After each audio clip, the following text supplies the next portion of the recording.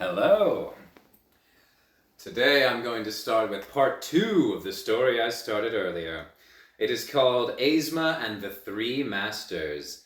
It's written by ABBADON, which is a screen name from the Kill 6 Billion Demons universe. And this is part 2, called Aesma and the Master of Aesthetic. Aesma left the Master of Space-Time humiliated and battered, and set upon the road again. But the heat of victory very quickly cooled into the smoldering jealousy that was her usual manner, and she struck on. The estate of the Master of Aesthetics was not difficult to find either. It hung suspended like a brightly glowing jewel in the blackness of the void. Aesma was taken aback as she hurtled closer, for it grew quickly in her vision into an expansive palace the size of a city, whose shining streets and ways were packed to the brim with admirers and followers of unbelievable shapes and sizes. As Aesma stowed Padam's walking stick, she could hardly move without being assailed with a riot of color and sound and personage. Sprays of brightly plumed dancers spun in the air and sang in speech, though thought and machine code. The cafes were thick with serious-faced philosophers and wild, frenetic writers from the 7 corners of the multiverse, burning 100,000 tongues into brightly fired glyphs. Thick-armed artists and poet-engineers packed the streets, perched over glowing canvases. Crowds of admirers and assistants gathered around them, goggle-eyed and gaping. Any god or man could have spent an age swallowed in the glorious spectacle, but it merely frustrated Aesma, who rudely cleaved her way through the impossible crowds for 3 days, scavenging from luminous cafes and using Padam's staff to viciously fend off uncounted party invitations. But finally she made her way to the center of that palace, where there was a hall the size of a cavern, filled with rich music, celebrants, and docile animals from 1,000 stories. As she smacked and wrenched her way through the man, beast, and admirer alike, she came upon a large, beautiful pool, and there, seated upon the water, was the Master of Aesthetic. Aesma was somewhat taken aback, as the riotous chaos of the Master's estate had led her to expect the Master's art to be quite shallow. But the Master herself was an extremely plain-looking woman, dressed almost completely naked in a simple wrapping cloth, her skin and eyes a dull white, her head and brows shaved, and Aesma immediately understood the power she was dealing with. "His son tells me you're the strongest of their disciples," spoke Aesma, striding across the pool like a great ugly disheveled bird, and seating herself on the water. "Young Aesma, who has trumped that gigantic clown, the Master of Space-Time," said the Master of Aesthetic in a perfectly unremarkable voice. "What an odd question. Did you not stay and observe my estate before coming here?" she added. "I don't have time for such frivolity when my reputation is on the line," fumed Aesma. The Master gave a subtle motion, and bread and liquor were brought for Aesma, who also loudly demanded flesh. "It is so," said the Master as they sipped their liquor. "How so?" said Aesma quickly.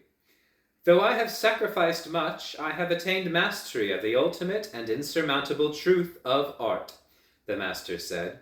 "No movement of mind, muscle, or voice is unknown to me. I can measure sorrow or joy or pain or love as plainly as the fingers of my hand. I have laid bare the great filaments of color and sound that connect all life in the multiverse, and I may pluck upon them as I please. Perfection is my breath." "Nonsense! Any fool can say what art is," protested Aesma, chewing. "My face is said to be beautiful to many," she said, contorting her expression so her face resembled the shy, demure maid that she never was. The crowd of onlookers gasped, so sudden was the transformation. But for me, she said, relaxing her expression into her usual demonic countenance, it is a hideous face of weakness.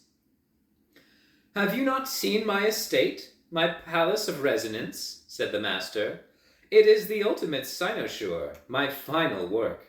Until the end of days, the greatest minds and artists will flock here in hope of drinking of my perfection, but never attain it. Aesma conceded that she had not seen the estate. Show me your illuminated mind, commanded the master in her perfectly normal voice. Aesma did, and the master was shocked at how writhing and wicked it was. She quickly resolved to give Aesma some tutelage, motioning for Aesma to follow. She walked out into the city palace. Aesma quickly realized that in her hurry to find the master, she had made a critical oversight. The palace itself was more than an estate. It was a gallery of monumental proportions, whose architecture thrummed with a harmony that she felt in her bones. We will start, said the master, with the work to your liking. They stopped at a grand, worn-looking theater. Inside, they lingered and ordered drinks, while a comedian began a ballad of bawdy poetry. Of my design, said the master, and as the poem progressed, Aesma, though reticent, quickly found herself unable to contain her mirth. By the end, most of the audience was in stitches on the floor, and Aesma's sides were raked raw from laughing. A fine work, conceded Aesma, but not perfect. An early work, said the master slyly, and they progressed to a grand golden dome, where they watched an opera of the master's design and ordered increasingly more expensive liqueur. At first, Aesma was merely amused by the opera, a simple work about a heroine's conquest of her fears. But as the work progressed, she found herself increasingly more involved in the plot, which dragged her from emotional high to emotional low, hooked into her throat so tightly that it was raw from screaming from joy and fear. And by the end, she realized that the opera had been written about her, Aesma. It truly was perfection. Very well, conceded Aesma, hoarsely, as they proceeded onwards. But now they had gathered a tale 3 leagues long of admirers and followers. But my earlier point still stands, she continued, gathering her wits. Aesma has enjoyed your work, but who's to say she will enjoy the next? They went on to observe a humid, subterranean dance, a rhythmic, pulsating affair. Aesma found very little pleasure in it, and was about to crown herself victorious when the master spoke. It is as you said before, said the master. The art is a matter of perspective. So is reality. The master of space-time was a fool precisely because he failed to see this. No matter how deep he looked, he could only see with his own eyes, the consummate fool. I have also mastered perspective, she said, so I will teach you the way to change your form and the shape of your earthly mind, and the color of my meaning will become known to you. They changed their form and bearing to 2 bearded youths, young men, and it wasn't long before Aesma felt a stirring in her root and a quickening in her chest. The dance had a perfect effect on her male form. Blast you, she spat. You will see nothing is unknown to me, said the master, laughing heartily. Meaning is the essence of existence, and it is a tapestry I weave at my pleasure. They spent the rest of the week like that, moving from dance to art born in light and blood, to a song, to music, to performance, to transcendental math, such staggering works as Aesma felt a lifetime pass with each one. Each time they shifted from form to form, like the flickering of a candle. Sometimes they were beasts drinking in the perfection of a fresh kill. Sometimes they turned their ears to trans-dimensional winds. They lived as masochists, as beggars, as kings, as gods, as men, as women, as hermaphrodites, as worms, as stars. The time wicked away like quicksilver, and soon, having gathered a crowd that trailed behind them nearly the length of the palace, they retired to the pool at the center of it all. Aesma near collapsed from exhaustion and quickly demanded copious liqueur to cure her hangover. The master was wholly unaffected and reclined in the center of her pool, in her perfectly plain flesh. "So you see," said the master, "I have mastered meaning in all its forms and perspectives. My insight is the deepest there is, and so all come to bask in my perfection. That is why I am the strongest of his son's disciples."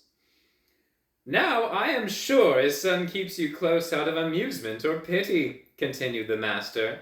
"But if you wish to improve your meager talent, I will allow you to present yourself as my student." "Die screaming!" croaked Aesma, and the hot fire of jealousy gathered itself within her, and she spat out another stupid question. "If you understand so deeply, then what is the universal art?" said Aesma wickedly. "There is none," said the master, untroubled. "There must be one," said Aesma, fire rising in her heart. "What's all this about meaning if there isn't anything universal about it?" "I had thought it to be love, or perhaps love-making," said the master, dismissive. "But of course, universal thinking is shallow. Did I not tell you this? Meaning and existence are exercises of self.